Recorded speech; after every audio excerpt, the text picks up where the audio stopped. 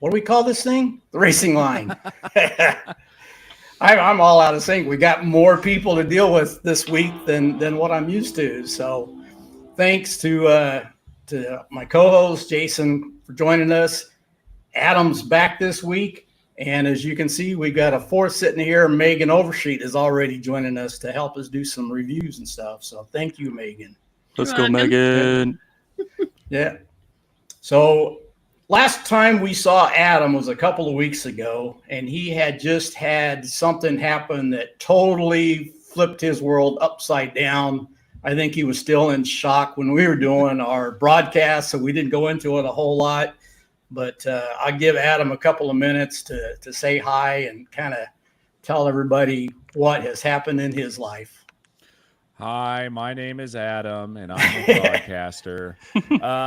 But no, it was a bit, I guess unexpected, you would say. I guess to start out with the whole Weekend Warriors lineup, Formula Vs, SRFs, FFs, you found me this season for you guys and came in. So it started a great partnership, and I'm super excited for that, and I hope that continues on. But Stevie, I had to give you a bit of a ring a couple weeks ago. I had just finished. I can't remember the racetrack. I think that whole day was a blur after I walked out to the living room, and there was an action-packed Spec Racer Ford race. Yep. I walked out to the living room, and there was a sign on the living room table that said "Baby Thompson expected in April 2025." So it was a bit. To say the least, it was overwhelming. I can. Super excited. We've been trying for about a year now, so super excited for all that to finally happen. But I mean, obviously, on the downside of that is I'm stepping away from the slow motion broadcasting role as the owner of it. We've got things in place that are going to keep slow motion broadcasting going. Daniel Salmon is a great guy. Very energetic, to say the least. But it seems like he wants the best for slow motion broadcasting. He's getting some practice, obviously, with us right now, and also on his Pit Road Productions that he has on YouTube. And he's going to combine those two, and hopefully makes it does more with it than I can do right now, and then definitely could be able to do with the baby on the way. So I'm stepping back from that, just going to spend time, but don't worry, I'll still be here on the podcast side of things. So you're not totally getting rid of me, Stevie. Let's go. Well, that's good. But congratulations to you. And said, I think our first broadcast here 2 weeks ago, you were still kind of in shock. So. I had just found out. I had a day to process that. So all right.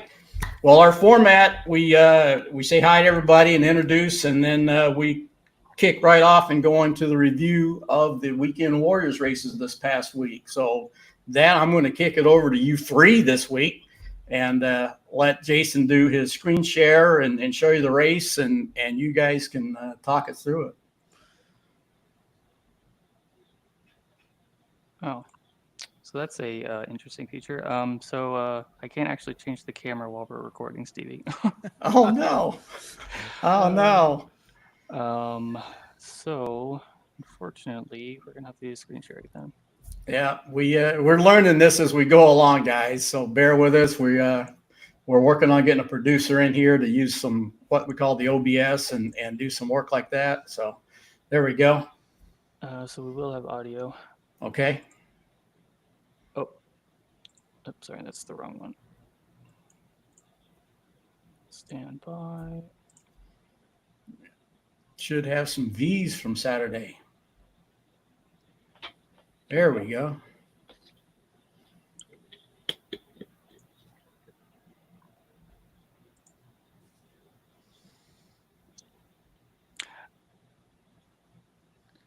Well, I think we're going to deal with the same thing, but I think I can talk us through mostly what was going on here, Jason. Obviously, it wasn't a huge field. We were at Zandvoort, super impressed, actually, with the Vs there. I was worried that it was going to start breaking up and we were going to have like packs of onesies, twosies, but it stayed super close.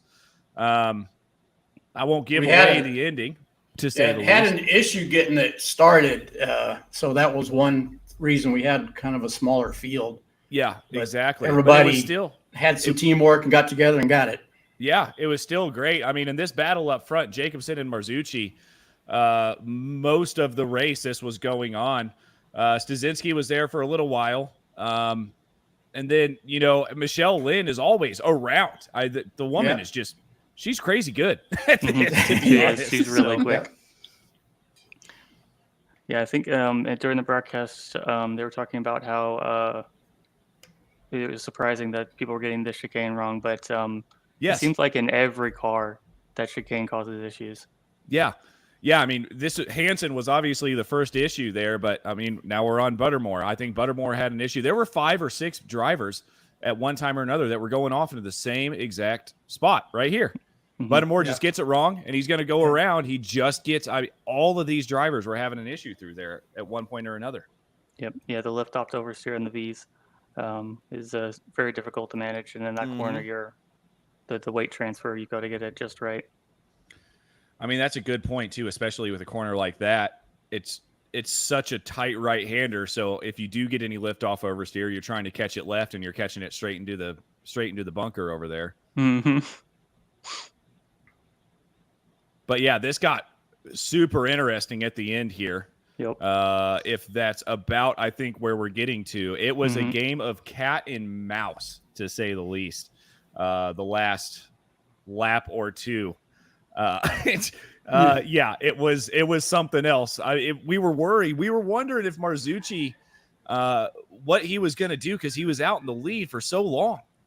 And here we go. Yeah, he's out in the lead for so long.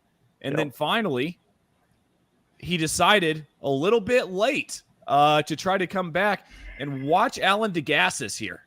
This guy comes out of nowhere. I thought he was going to be a part of this battle. This same thing happened at Nürburgring in the SRFs. Mm-hmm. So I watched Jeff's video recording. Check him out on YouTube. Little Blue Neon is his YouTube channel. Mm-hmm. I don't think Guido was actually lifting. He was just defending.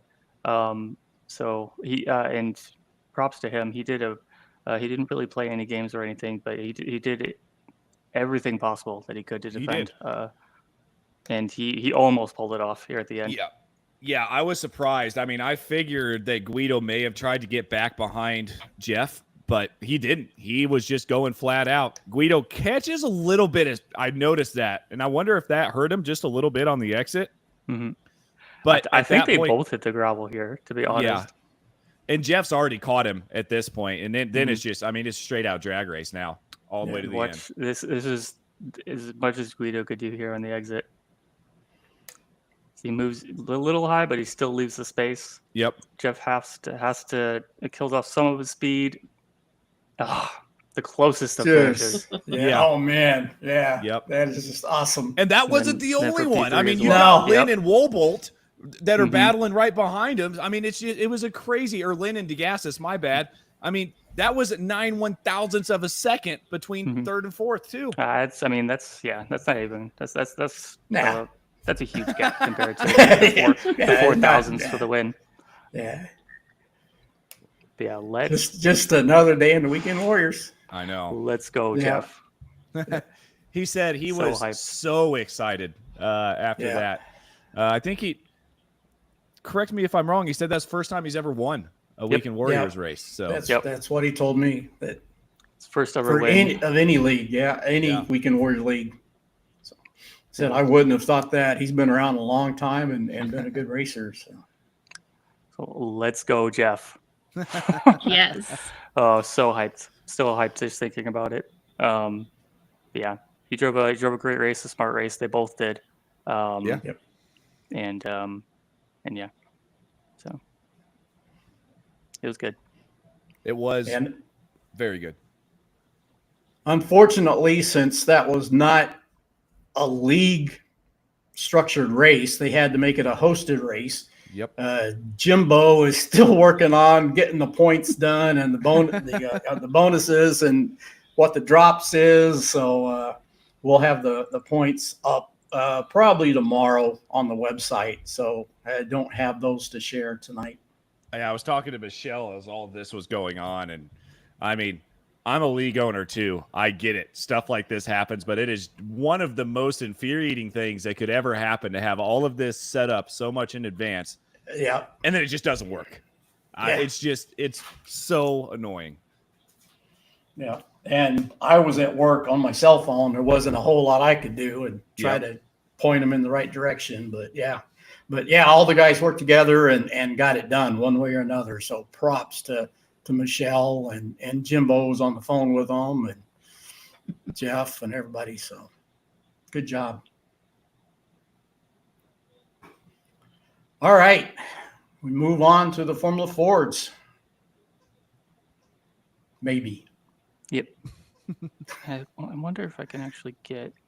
We will. This will get smoother, by the way. Yeah. We promise. Yeah. We will make this happen. I was just, while I am stepping back from SMB, I have maybe just a little bit of production experience that I might be able to use when it comes to stuff like this. So yeah, we're gonna nail this one of these days. Don't you worry. If you guys have ever watched my podcast, it was a train wreck the first couple as well. So yeah, we keep getting better. Said Joshua Wilkie has promised to help us on the production side too, and he's a little busy getting a wedding right now. So as soon as that's out of the way, he said he would be with us. So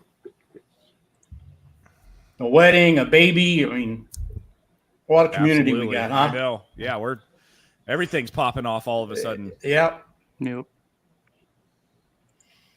So yeah, Formula Fords, Oran Park. I think Megan's pretty good at this track, right? Yes, it's I really enjoy the track, and it's sad it doesn't exist no more. Mm-hmm. Yeah. Yeah, I saw some posts that they were happy it didn't exist. It was crazy. That was, I believe, Randall McGrew was in on this one. Yeah, Randall was not a fan. Randy. Oh, yep. I first incident. I remember that one. Yeah, off. Yeah, I wonder who caused that. I have no idea. Racing incident, right? That's what it was. Yeah. It's all you can chalk it up to. It was so many cars in such a small area. It just. Oh, don't worry. We get to show it again just in case we just to make sure. Oh, yeah, I included that. I included the replay. So this was the secondary incident. It was kind of unrelated, but it caught up a lot more cars. And it did. Yeah. It's just the classic Turn 1 Oran Park. I think that one of the first ever YouTube videos I posted was of the SRFs here. One of my first ever races when I went from like 15th to like 3rd. Yep. Because it went like this. But we were 3 wide into Turn 1. I got into the gravel or onto the dirt a little bit. And Monty was just a little too far to the outside, and I clipped his rear wheel and spun him around. So yeah, that was my fault. Sorry again, Monty. I mean, it was a good recovery drive though. Oh yeah. Honestly. So he has had some atrocious luck this season, the whole season. Mm-hmm. Did you get any damage from that, Jason?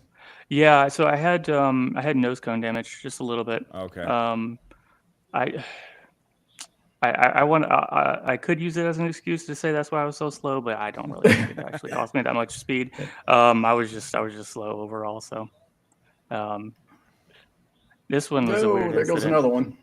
Yeah, that's when Cathcart almost went to the moon. I remember that one too. So the yellow car is a lap down, and Kevin Adrian tries to send it around the outside, and this gets it a little wrong, and Maury gets caught up in it.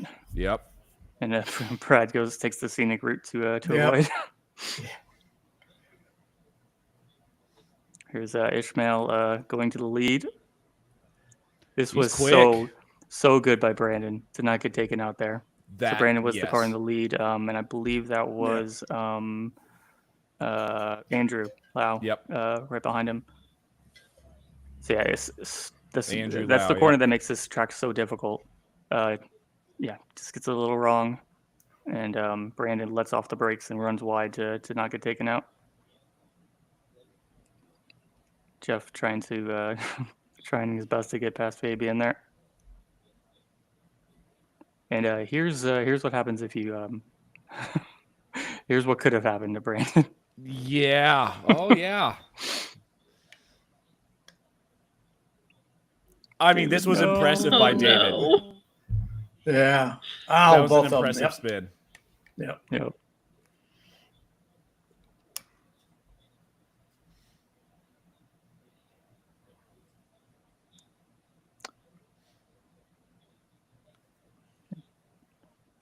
What happened here? Yeah, so Antonio had an incident earlier. Okay. Yeah, Ishmael. I believe Brandon, Andrew, and Daniel all had issues. Daniel had his wheel rim disconnected earlier in the race. No. I almost killed him because he was like weaving right before the bridge. So I had to dive on the inside of him. So he lost a bunch of time there. Andrew had his spin, and then Brandon spun on his own right after his pit stop. Yep. So that gave Ishmael the 4-second lead, and Ishmael, he's super quick. He is. You give him any advantage, and you're not going to chase him down. And all week long, he was talking in the forum about how he hated the track, how slow he was. Yeah. Oh, during how the much race, of a problem. during the race, Yeah. he was still saying that. Yep. Yeah. So yeah, Ishmael, great win, man. Yeah. It's his first or second race with us, I think. Second, yeah. Second, Last week yeah. at Imola was his first. Yep. Got some fast blood coming in. Mm-hmm. Yes, you do. Oh, I guess I got I messed up the order there, but yeah, that's fine. And heartbreak for Andrew. He was driving so well under pressure for the last stint of the race, Mm-hmm. and just overcooks it a little bit into the last corner. Daniel was putting all of the pressure on him for the last 2 or 3 laps. It's the very last corner. Yep, and just Great save though, to not break the car. Yeah, you get loose in that last corner, you're in the wall, and it's done. So yeah, Ishmael with the win. Ishmael. Always great to have Brandon join us. Yep. Super quick IndyCar driver. Also race with him, or whenever I get in the same split as him, race with him there. Okay. So always happy to have him join us. Daniel also, I believe it's his second race with us as well. I want think to so. say Imola was his first race, so another, as well as, or actually it might have been Daniel's first race, Andrew's second race with us. Yes, so that yeah, sounds another right. great finish for him. Yeah. So yeah, all 4 of them super great, quick drivers. Soren, great finish for him to stay out of trouble and get a top 5. And then Chris Montgomery gets the S2 win. I think I forget if I actually included that clip, but after the crash, I think y'all were Dan and I think was Randall on the commentary here, but they were saying that we haven't talked about him this entire race, and now he's in split 2 lead. Yep. So great job for him staying out of trouble. Antonio gets the Masters win. That's basically sealed at this point, right? That's sealed the pretty much. championship. Yeah. I've got some points to throw up in a minute. So. And then Jeff gets the P10. So yeah, I hopped in the interview after the race, and I was exhausted. This is a as Megan can attest, it's a fun track to drive, but it's very mentally and physically draining. You don't get a break. Yep, you don't get a break on it. Mm-hmm. Constantly on the edge of the track and of grip. So very difficult. Lots of fun. All right, if you want to pull that down, I'll throw up my screen share if I can find it here, and we'll look at some points real quick. I'm working on it. Sorry, I'm not talking to you, Stevie. I thought you were talking. Yeah, it's like, all right. So there you go. That's the overall. And you can see Antonio is well up there. Yeah. Even with his the couple of spins and the ninth place finish, that might be his worst finish of this season. Yeah, could be. Well, he's got 9 races, but it depends on what his throwaways are. I mean, he could theoretically pop over you there. I don't know what your worst race is or anything. So, I mean, the only the way you're going to improve points now is just to have a better race than your worst, and then you get the difference in the points. So that's you two are really tight there. Yep. Well, I mean, he's got the extra bonus points, so that he can get and I can't for leading masters. So there's no chance for me to get led in the in spec 1 right now. So.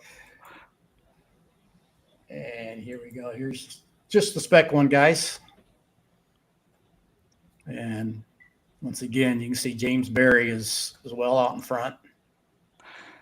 Yeah, I was hoping to gain some ground on him since he wasn't there this week, but just not fast enough. And then McConnell and Adrian are relatively close. That could be depending on the races. Yeah, so. I think and Michael had a good finish or a good clean race. So I think he has a couple of big drop weeks. So he could definitely gain a lot of ground. And then the spec 2 guys.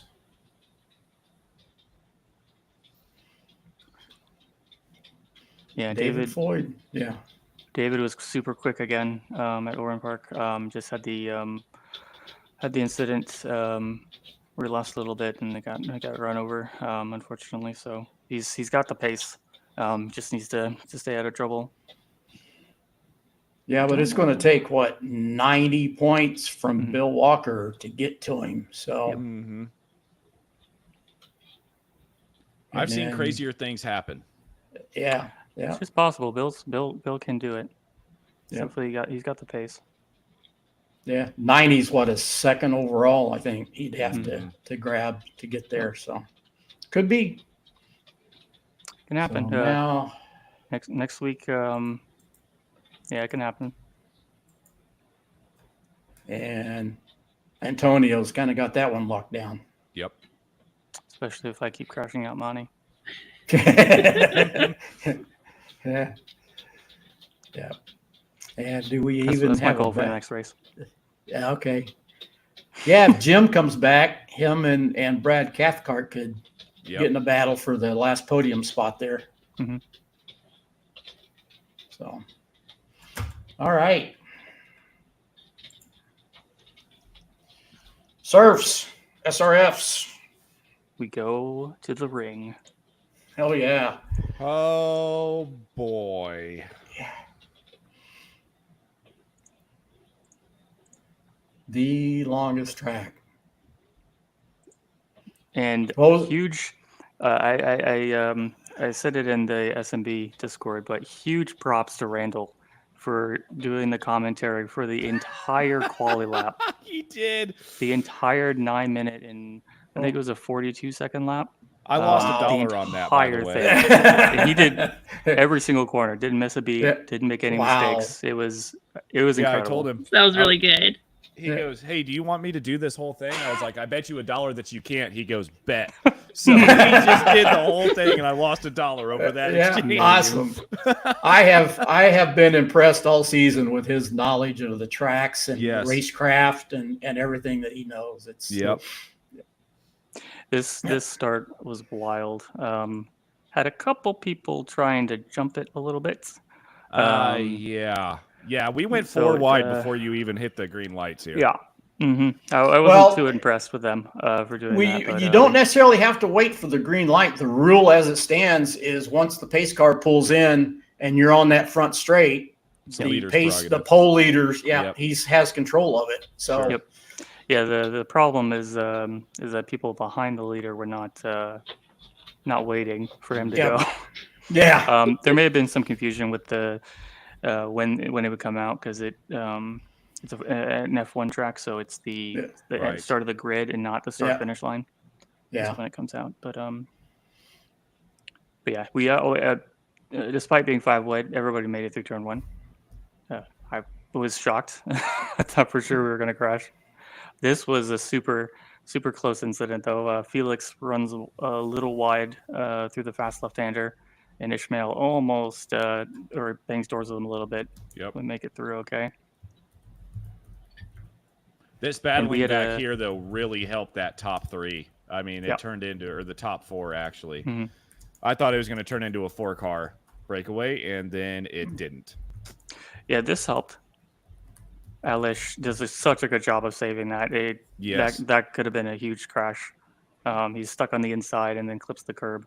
Yeah, so great driving from him and Brandon to not crash there. Yeah, that lets Felix catch up, and then also lets Fritcher, myself, and Joshua get back onto the draft. Yeah, the commentary right now was Dan talking about the sticker on the back of Maurizio's car, and how he was choosing to ignore it. Yeah. He goes at one point, he goes, "Are they bump drafting?" Randall goes, "No." Yes, they are. You can with these a little bit. Yep. Yeah, this is prime. I mean, this is the craziest of the draft here. Yes. Down this straight. This is where you learn how the draft tactics. Keep this in your mind, because this is going to come back on the last lap. Mm-hmm. Yeah. But yeah, with that many cars in the pack down the straightaway, whoever's at the end of the pack is going to be in the front by the end of the straight, pretty much. Which was Ishmael, I believe, and puts him into the lead. Mm-hmm. Felix manages to nab it back, though. Is he? I may have gotten this wrong, because his I rating is a little bit lower, and for some reason in the SRFs, he was like under 3K. He was like 2,800, I believe. Is he a pro in here? Okay. Yeah. Ishmael? Yeah. So I've got him sitting here in the green, so that's on me. Ishmael should be in red, not in green. Yeah, he's in the Spec 1 in the Formula Ford, so we just kept him Spec 1 here. So gotcha. Oh, I included this because I can't believe you did this to Bobby, Adam. What I do? Very, very. Oh. So, like this wasn't a replay. He switched to Bobby, and then 5 seconds later. Oh yeah. I don't know how you predicted that or what kind of black magic you did to pull that off, but you. It's like that Max Verstappen meme where he just goes and he kicks something and it just makes it crash. That's what I did there. Yep. Yeah. Yeah, I remember that. That was not good. There were a lot of issues going through there. A lot of people were understeering. Yeah. Yeah, it's the very tricky section of the track for sure. Not that there's an easy part of this track, but yeah, this was after the pit stops. Maurizio and Alish pulled a little bit of a gap. Brandon lost the draft because he overshot his pit box. So that lost him about 3 seconds. Super common thing to do there for Felix. Yeah. It's you going through that corner, you think there's all of the grip on the outside there, but as soon as you try it, you're just straight into that wall. Yeah, and coming over the top of that hill, you lose all the downforce too. Mm-hmm. All the mechanical grip is gone. Yep. And then you're going like 10, 15 miles an hour faster at the draft. Yep. Maurizio managed to... So Alish underfueled. So he's heavy fuel saving. Yeah, we noticed. We were talking about that a lot. Unfortunately, Maurizio also underfueled. So that's why his 2-second gap disappeared. Mm-hmm. And why Brandon was able to close the gap down a little bit as well with Maurizio. Because Felix and Hayden didn't want to pass Maurizio for obvious reasons. Yeah. And I think Maurizio was fuel saving, so that lets Brandon close up the gap a little bit. Pulled everybody Brandon, back to him. This is what I'm talking. None of us thought. Brandon came out of freaking nowhere here. Mm-hmm. And we all thought they were trying to play games with each other to get the position on the back straight. Oh yeah, for sure. So you don't want to be in the lead. Yeah. So And here he comes was Brandon. Maurizio. Yeah, here he comes. Maurizio was fuel saving and slowing everybody down. Yep. And brought Brandon into the battle. He was just a little closer. I mean, this was a full sin by Brandon going into this final corner. Yeah. Yeah, that draft is crazy there. 2x2. It's the classic last lap. Mm-hmm. Little net code. And Felix is so lucky not to get a 4X there. Yes. Because there was that would've put him contact over and he was sitting on 11 inks. So if he had gotten a 4X, that would have been a penalty. Super lucky. 42nd, yeah. Photo finish at the line. Yeah. You know, that's not even close. 15,000. No. You know, it's not the 4,000s of the Formula Vs. Yeah. Here's a battle further back with Joshua Justice, Avandro, and Antonio. Is Avandro newer too? Because that's the first time I've seen his name around. No, he hasn't done many races this season, but he's been with us a while. And then they that little spice thrown in there from a green car getting in their way. Yeah. And Joshua Wilkie gets so lucky. Whose green car was that? I don't know. I've seen it around. You had fuel issues as well? Yeah. So I got a little help into the wall from Joshua at the lap before I pitted. So and my fuel calculation was based on being in the draft. So, right. Yep. I thought I would start sputtering out of the last corner, and it turned out to be halfway down the straightaway. No. So I barely made it up the hill. I was gonna say that is all uphill from there. Yep. I was praying to get it up to get up the hill, and then I saw them approaching my mirror, and got a little angry on my recording. So there was can't imagine. Yeah. There was a video. I think we went back because we thought there was a crash. Jurg, I think, suffered the same fate, and someone tried to push him up the hill. And he was like, Andrew, "No, yeah. Andrew tried to push him up the hill. It's I think a lot of people thought it would only be 4 laps. But it was close, but it's always going to be 5 there. Sure. But our longest race of the season. And yeah, it's I'm glad we had a pack of more than 2 or 1 car at the front. It's always always a great finish there because of the drafts. Yeah, Hayden gets, I think it's the second or third race with us, I think. And he was excited too. Gets the win at the yeah. Oh yeah. So hey, we just got a note from Guido on the Formula Ford race saying that he confirms he was defending and not lifting. So yeah, that's awesome. Yeah, good to hear from you, Guido. Yeah, and Guido's a great driver, super quick.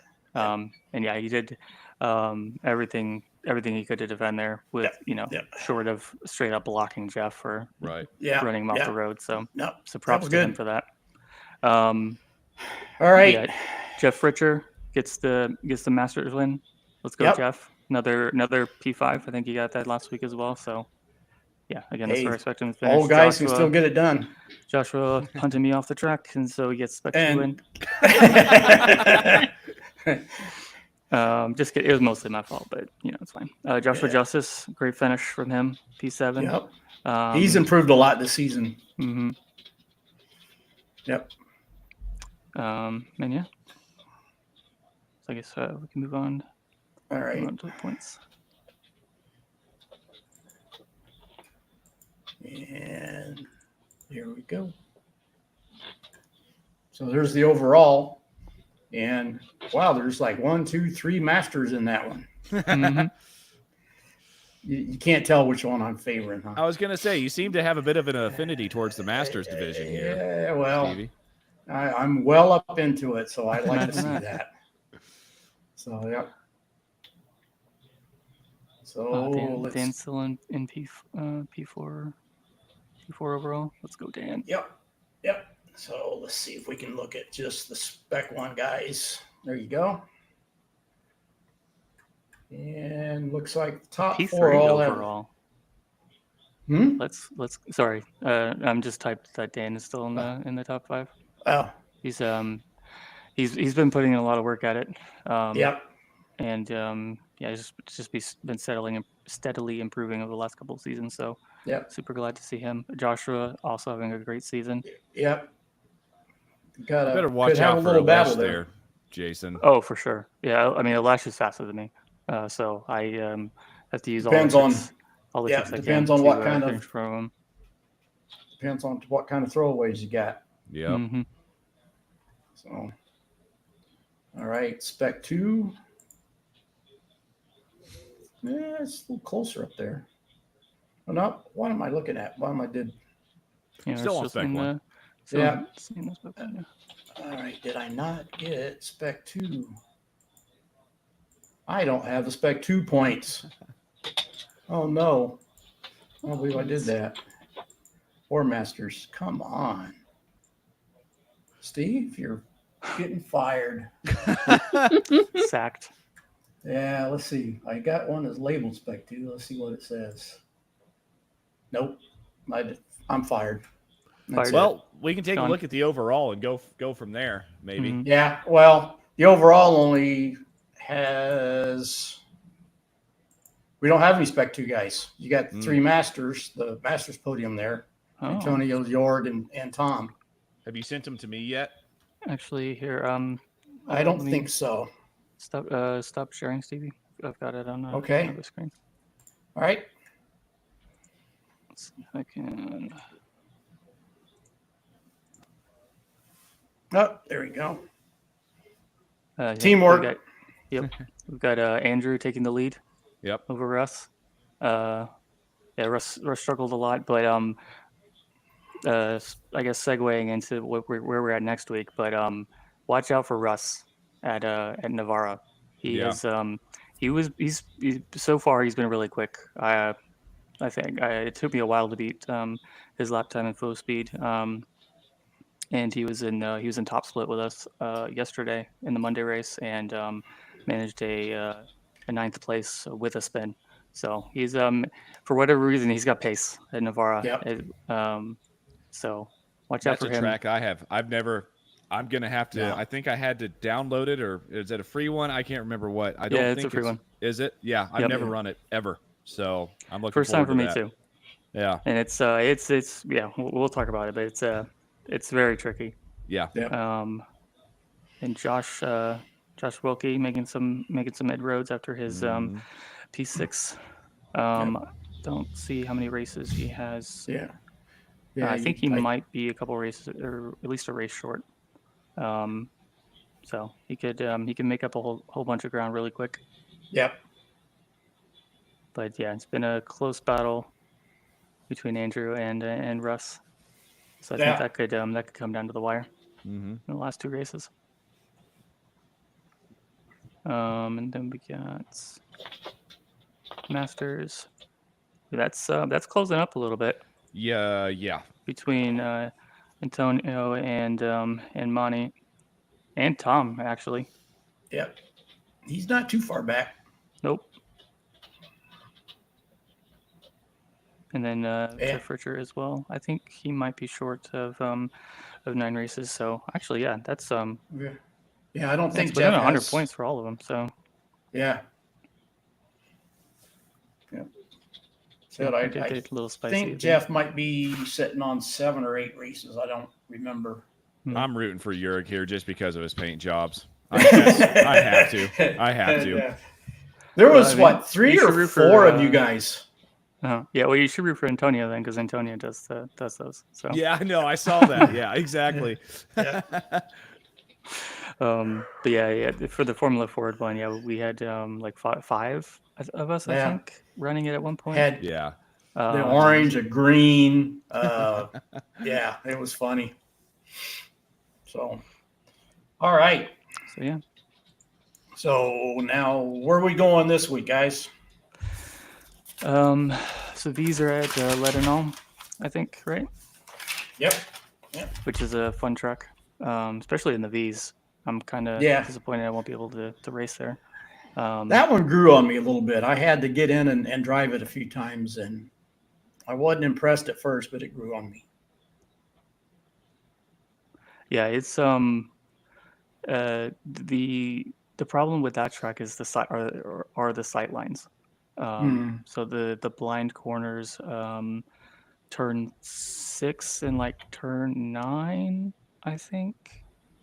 But yeah, the two uphill left-handers, completely blind. The second one towards the end of the lap is I think Megan had had problems with that when we were there in the Formula Fords. Mm-hmm. But yeah, it's had to bring it up, huh? I mean, she's here, so I was trying to involve everybody. Yeah. But yeah, the very very difficult track. Although in the V's it'll be wild because they're probably flat out everywhere. So yeah, I'm sure they'll have a lot of fun there. Formula Fords are at Zandvoort, which that'll Bring it be on. yeah. Is it'll that be the interesting national in or that the car. full layout? Full. So yeah, I don't know. It's I'm sure it'll be a lot of fun. Every track is fun in that car, because it actually as opposed to the SRF, because the Formula Ford actually turns. As Megan can attest. Yeah. Megan has a definitive preference between the two cars, I think. Love the Formula Ford more than the SRF. Yeah. Well, you like it to throw that rear end around all the time. Yes, I wish the SRF would do that. It'd be really fun if it could. It used to a little more than it does. They don't call her Megan Overstreet for nothing. Yep. Yeah. But yeah, that's Zandvoort, that chicane that the V's are struggling with is going to be brutal in the Formula Fords. I had a feeling because it's just the same car but quicker. Mm-hmm. Yeah, and then the corners that we skipped in the SRFs are those are the more difficult parts, corners on the track. Especially I think it's like Master Box is their master corner, most difficult corner on the track. So yeah, it will be. I'm sure there will be lots of incidents, but it should be a lot of fun too. Sure. The draft isn't that powerful in the Formula Fords, but yeah, should hopefully have some pack racing there. And then SRFs are at Navarra, as we mentioned. I heard that is just a bunch of corners with straights between them and no common sense or flow or nothing. Yeah. I don't know. It's my kind of track because it's a bunch of slow speed hairpins. Yeah. Which for whatever reason it kind of suits me. But we had an incredible race there last night in this OF race. So depending on who's involved in the battle, it can be a very intense, close racing, hard fought battle. But it also has the potential to turn into something else. It's a bunch of late apex corners with a bunch of late apex hairpins. So the temptation is there to send it into, I don't know, half the corners on the track. So and for anybody that doesn't know, the first race of every week, the midnight UTC time or whatever it is, that's the one we call the SOF Strength of Field race, where all the heavy hitters are going to be there. So if you want to try something to see where you stand, that first race of the week is one to get in. Yep, first race of the week, and then the Thursday. Thursday at 19:45 GMT. Yeah. Is the other one, and actually that one's been more. We've been getting higher strength of fields in that race. That one is a little easier for the Europeans and stuff. So yeah. Yep. Yeah. So yeah, if you can't make the midnight GMT race, we've got the Thursday at 19:45 GMT. So yeah, if you want to come out and race with us, that'd be great. Always happy to have new people come out and race with us. All right, guys, that covers last week and the upcoming week. Appreciate the replays. I know Jason spends a lot of time getting those highlights together. Really appreciate it. And Megan has been sitting there all nice and patient for us, and appreciate it. As you see, Megan Overstreet is joining us this week. She's our sim racer streamer SCCA racer now, and if you know me, you know a lot of my passion is the sim to track and helping real world guys get in the sim and vice versa. And Megan is doing it. So it's going to be great to hear some of your background and highlights and your thoughts and everything. So tell us a little bit about how you started this thing called sim racing. What got you going? Yeah, so I've always enjoyed auto racing since I was little, but I didn't get into iRacing until December of 2021. And basically, I just happened to find a video on YouTube by Empty Box where he was doing an iRacing video. Yeah. And I was like, hey, what's this thing? I could probably do that since I can't do much real life stuff here locally because I'm just way too far away from track. So let's try the sim racing stuff. And I started out on a Logitech G29 wheel and just on a single monitor with a computer chair that backed away from the brake pedal every time I used it. Yeah. But it was all been there. Yeah. Oh yes, it was so fun though. So I was like, all right, I'm getting a little serious with this. So let's step it up, get some better gear, an actual little rig that can not run away from you when I'm trying to race. So that makes life a lot easier. But I started out in the Formula V's, is where I spent most of the majority of my time in iRacing at. If I remember right, some idiot kind of ran into you in a Formula V practice and then invited you to come race with us, right? it was actually a race at Olton Park where we were, I want to say it was like a 2.8K strength of field race. And we were coming down to the line on the backstretch and we were 2x2 and you happened to try to bump draft me. Which just instantly turned me because we weren't perfectly straight with each other. Yeah. And after the race, you're like, "Hey, I'm so sorry. I didn't mean to do that." And hey, by the way, I got this league called the Weekend Warriors. You should come try it out. And I was like, I haven't tried any league racing, so I'll give that a shot. And in the very first Formula V race, I actually killed Stevie in NASCAR corner at VIR unintentionally. You don't got to lie anymore. You don't have to lie anymore. we were close, and I let off a little bit later than I should have, and just barely got into him and spun him out.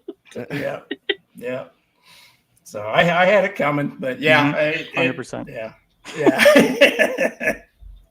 We laughed. So. Yeah. So, what you just mentioned that was your first foray into leagues, and you've been doing officials. What did you find there? How was the difference? What did you like? What did you like over here? How did they compare? I love that there was much bigger fields because in officials you usually have 12 cars.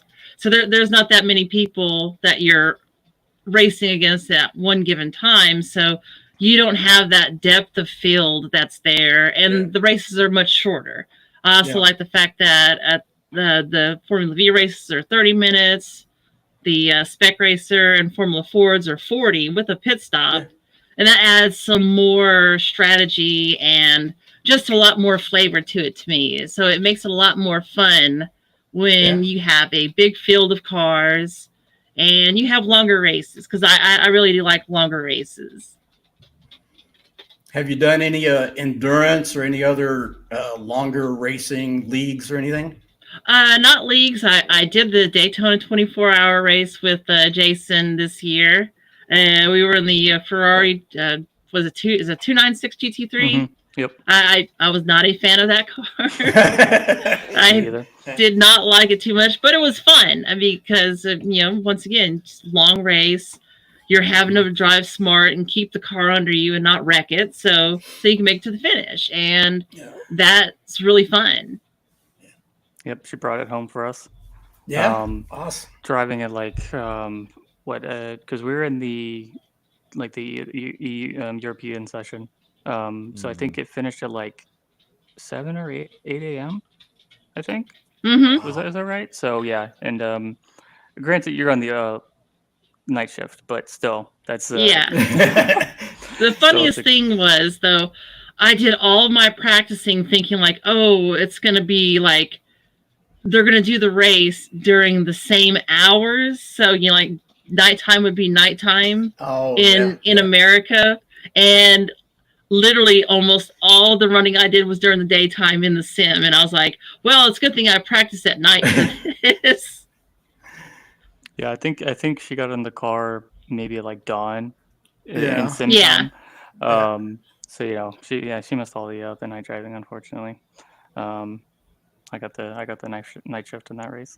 But yeah, I think when Megan first got in the car, I think I had already done, I don't know, like 10 hours of practice or something. And I think her second lap she was already faster than me. So somehow I'm not surprised, but yeah, I mean that's the joke we always have. Whenever Megan says that she just bought the truck, that's when she's at her most dangerous. Yep.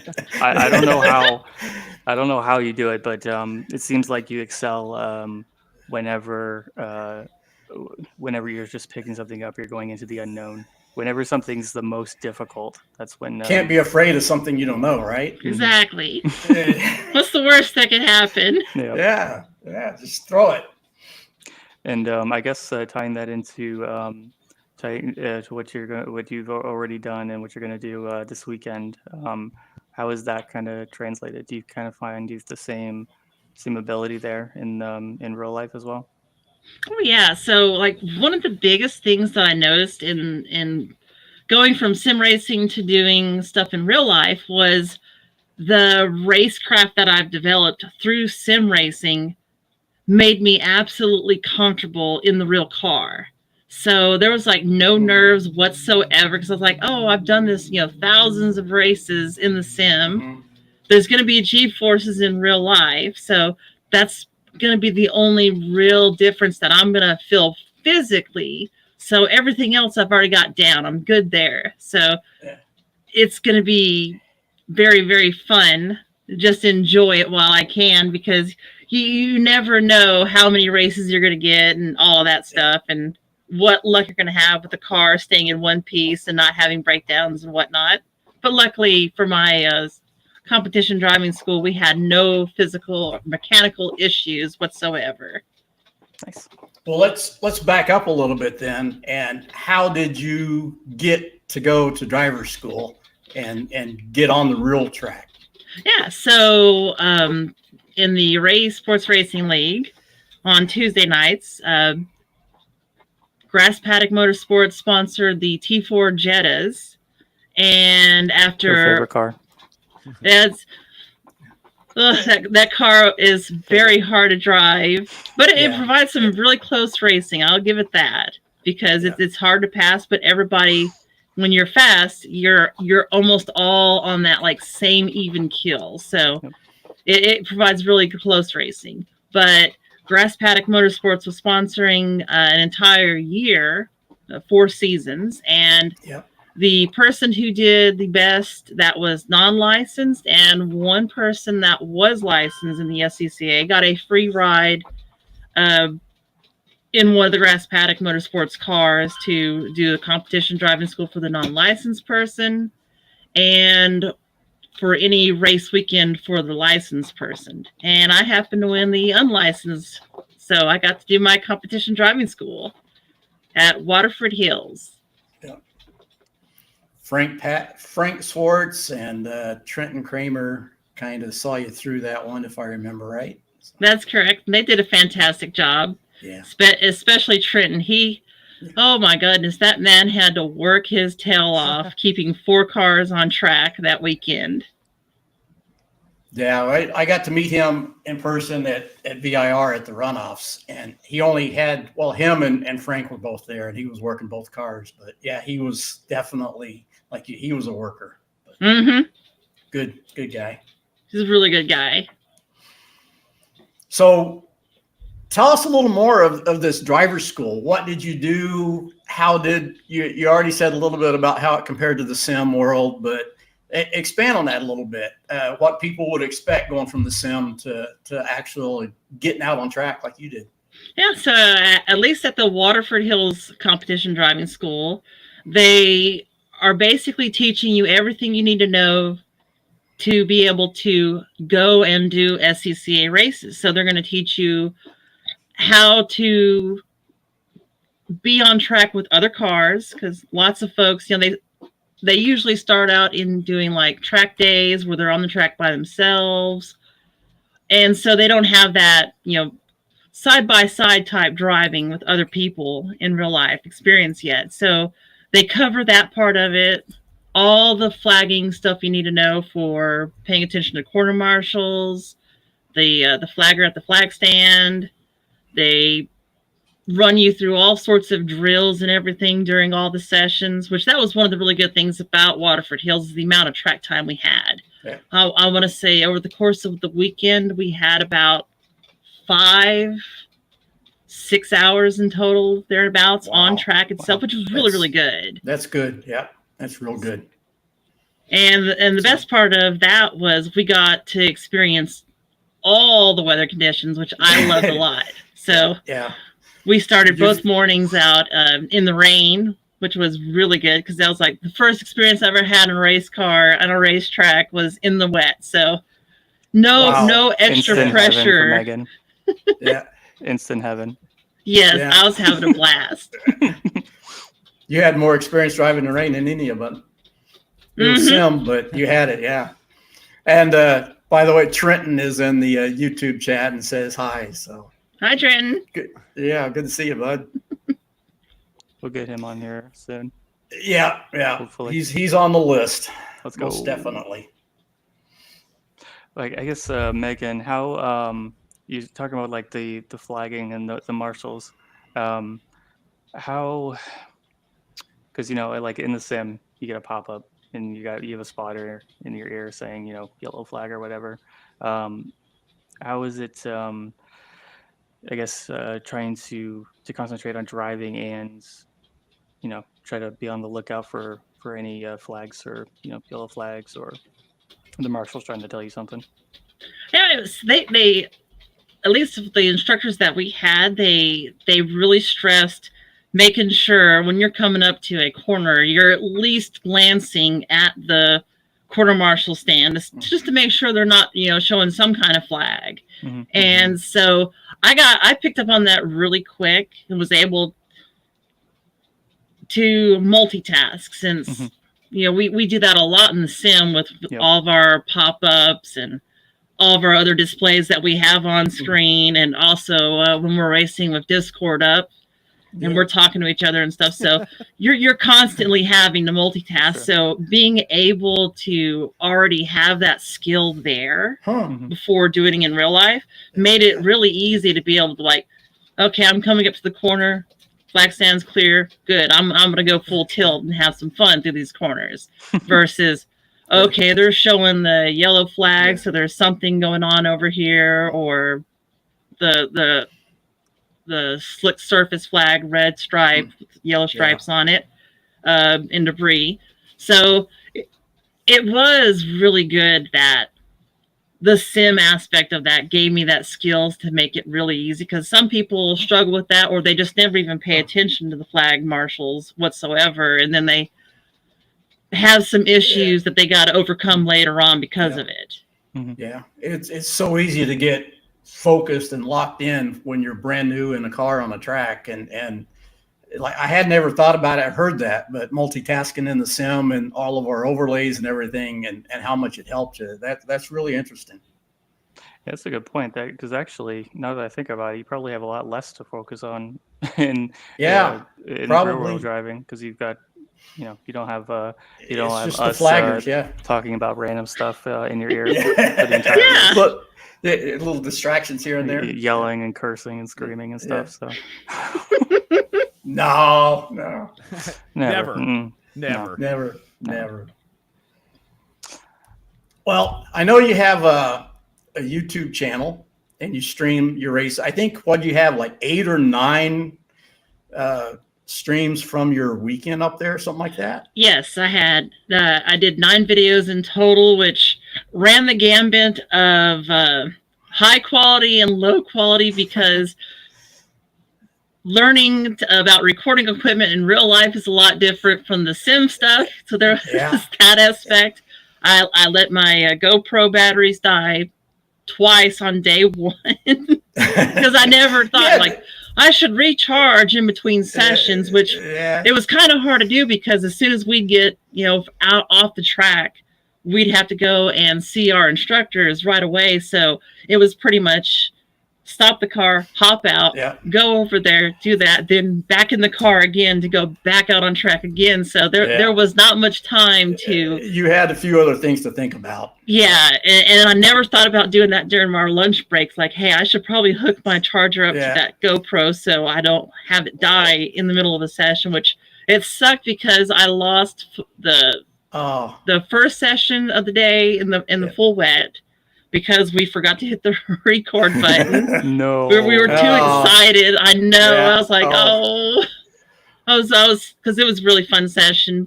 But then at the end of the day, my fastest laps of the day weren't on camera because that battery and that second GoPro that Trenton let me use died too. And Trenton is saying, don't dog on my GoPro 3. I was very appreciative that he had it, because it would have sucked to have lost half the day's recordings because I let my battery die, which was my fault. Well, that is awesome. So if people want to see you stream your sim races as well, though, right? You upload those. Yeah, I upload those on YouTube. Yeah. So what's your channel? It's Megumi, MEGUMEI. Just Megumi. Yes, Megumi. Just Megumi. Okay. All right. Sounds good. And you guys want to throw out anything else at her? Adam, you're pretty quiet over there. That's kind of not normal. Well, I know. And normally I would have questions, but Stevie, you're getting a lot better at this question asking thing, man. I'm trying to think we've already talked about the big distractions between the sim and the real world. Yeah. Obviously, that was going to be what you asked Jason was, okay, thank you, Joe, or whatever his name is in the sim world. Thank you for telling me there's a car off on the inside 2 corners ahead. Megan doesn't get that. So yeah, that was one of them. And